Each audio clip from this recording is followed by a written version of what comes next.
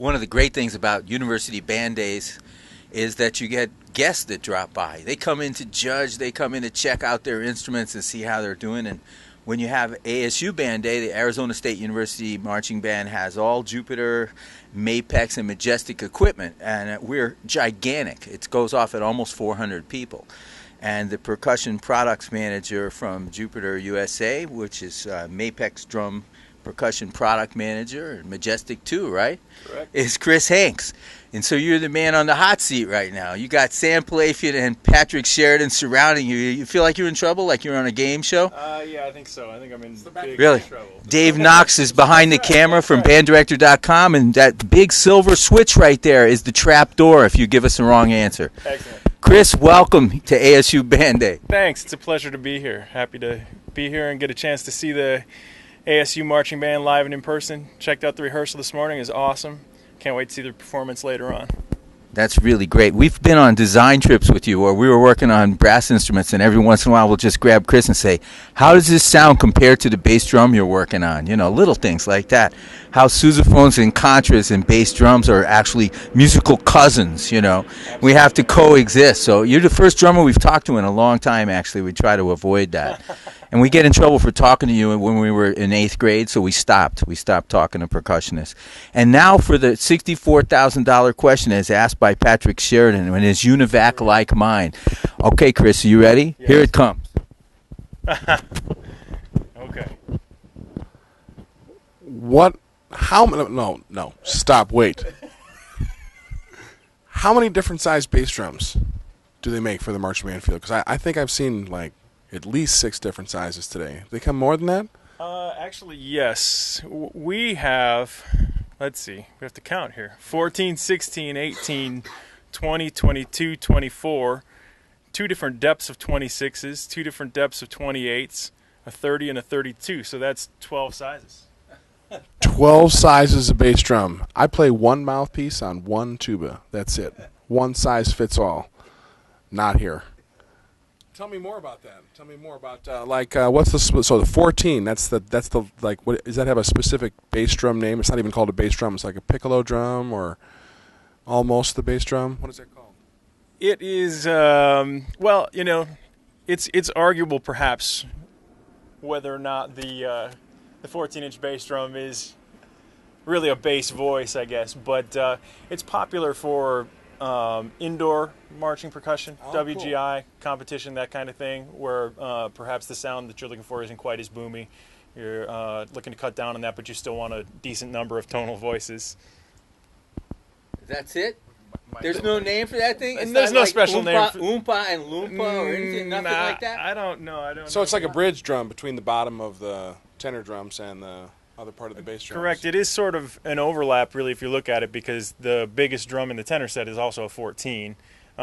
Being single-headed and the shell isn't quite as deep, it won't produce quite as deep a sound. But yeah, pitch-wise, sometimes there can be even some overlap in there, depending on the tuning scheme and the preference of the person responsible for all that. Wow. That's wow. Cool. There's nothing like that in the sousaphone world. It's plug and go. That's really interesting to hear. And we name our sousaphones. Like I play Brunhilde the 11th. I've been around for a while. I keep wearing them out, you know. But I think bass drummers and offensive linemen and sousaphone players have that in common, where they like name their helmet or they name their sousaphone bell or something like that.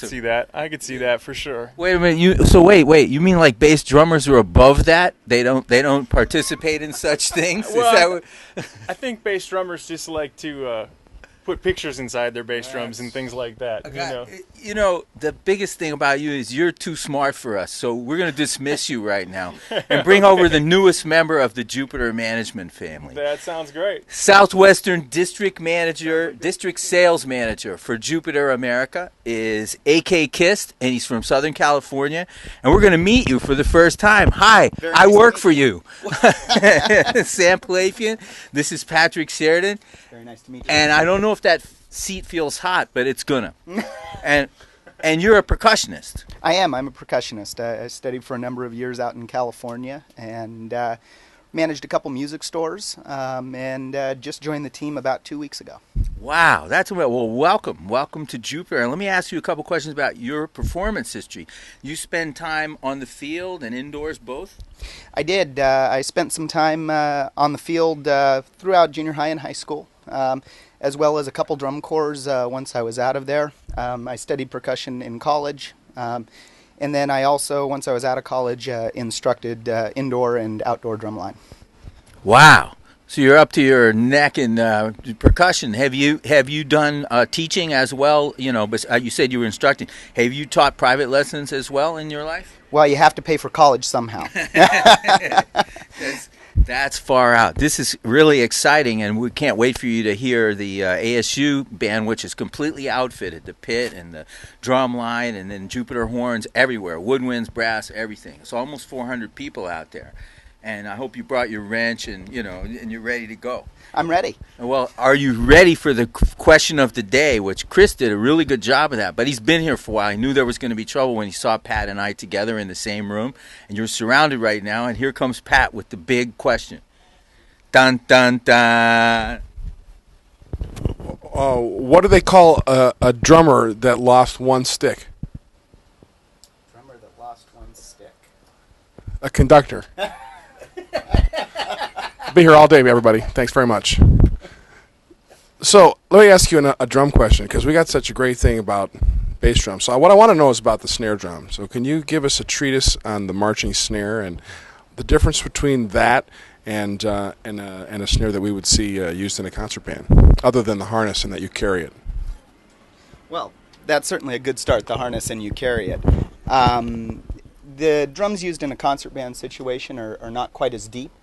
Most of the time they are still around that same diameter, that 13-14 inch, which a lot of the marching snares are.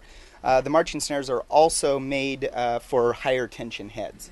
A lot of times in the marching snares you're using Kevlar heads, and in the concert snares there's a variety of materials, but a lot of the high school and even college bands use a Mylar material for those. Mm-hmm. So the concert drums, not quite as high of a tension as the marching. And they use the Kevlar mostly because the drummers, they drag most of the time and people want to shoot them. Is that what the deal? So they have to have bulletproof. Is that the deal? Well, I've never been shot at yet, but I'm still young, so it may still happen. Yeah, exactly. No, the Kevlar material, a little more crisp of a sound. You can bring it up to a higher tuning. I see. Cool. So part of the depth of the snare is due to that it has to up. Part of it's about structure, that has to be deeper like that, and part of it's about tone. Is that right? Well, I think it started off mostly being about tone. As most of the situation is with the different marching band instruments, it all starts with tone. Mm-hmm. And then different adjustments are made for the practical use on the field, but tone's the most important part. I see. So is that part of what we see sometimes too in the bottom of a marching snare, looks like I don't know, what would we call it? Like a shield, like a reflector, or something like that. A lot of times we call those scoops. Okay. And for a while there were even some drums where they were making them to have their own scoop in them. They were designing the drum to kind of curve around a little bit. Those scoops, the idea behind them is, the sound's coming out of the bottom of that drum, and we're trying to just, boom, shoot it right back up at the stands. Projection. Wow, cool.